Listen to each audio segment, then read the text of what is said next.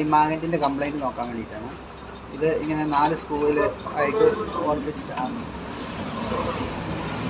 അപ്പോൾ ഈ 4 സ്ക്രൂവിലേക്ക് അല്ലെങ്കിൽ 3 സ്ക്രൂ 2 സ്ക്രൂ ഉണ്ടാവും. ആ സ്ക്രൂ അഴിക്കുക. അഴിച്ച് കഴിയുമ്പോൾ ഇങ്ങനെ മുകളിലേക്ക് പൊക്കാൻ പറ്റും. പൊക്കിയിട്ട് ഇവിടെ ഒരു കേബിൾ, ഇതിൻ്റെ ഒരു കേബിൾ ഇങ്ങനെ ഉണ്ടാവും.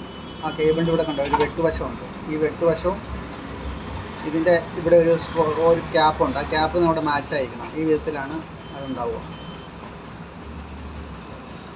ഇങ്ങനെയായിരിക്കും ഉണ്ടാവുക. അപ്പോൾ അത് ഇങ്ങനെ അത് നോക്കിയെടുക്കണം. തിരിച്ച് തലകുത്തി പോകരുത്. ഇത് ഊരിയെടുക്കുക. കേബിളെല്ലാം വെടിയിക്കുക.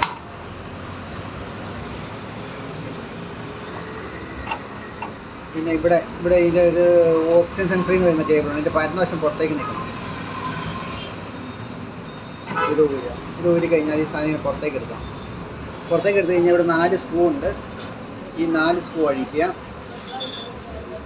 പിന്നെ അതേപോലെ ഇതിൻ്റെ അടിയിൽ 2 സ്ക്രൂ, ഇവിടെ 2 സ്ക്രൂ, ഇവിടെ 1 സ്ക്രൂ. ഇത്ര അഴിച്ചെടുക്കുക. അഴിച്ചെടുത്തിട്ട് ഇതിൻ്റെ ഉൾവശം തുടയ്ക്കുക. അതായത് ഈ 4 സ്ക്രൂന്ന് അഴിച്ചിട്ട് തുടയ്ക്കുക. ഞെട്ടല് ക്ലോസ് ചെയ്താൽ. അപ്പോൾ ഇത് മൊത്തം എല്ലാ സ്ക്രൂ അഴിച്ചു. ഇപ്പോൾ ഇങ്ങനെ വരും. ഇവിടെ 4 സ്ക്രൂ അഴിച്ചു. ഇതിൻ്റെ അടിയിലുള്ള സ്ക്രൂ അഴിച്ചു. ഇവിടെയുള്ള 2 സ്ക്രൂ അഴിച്ചു. അഴിച്ച് കഴിയുമ്പോൾ ഇങ്ങനെ കിട്ടും. ഇങ്ങനെ ഇത് പൊക്കിയെടുക്കാം.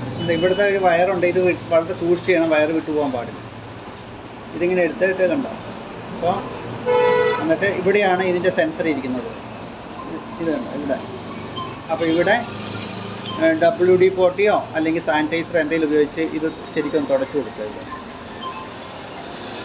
പിന്നെ ഒരു ഹീറ്റർ എന്തെങ്കിലും എടുത്തിട്ട് ഈ പൈപ്പിൽ ചൂടാക്കി കൊടുക്കും. ഓക്കെ.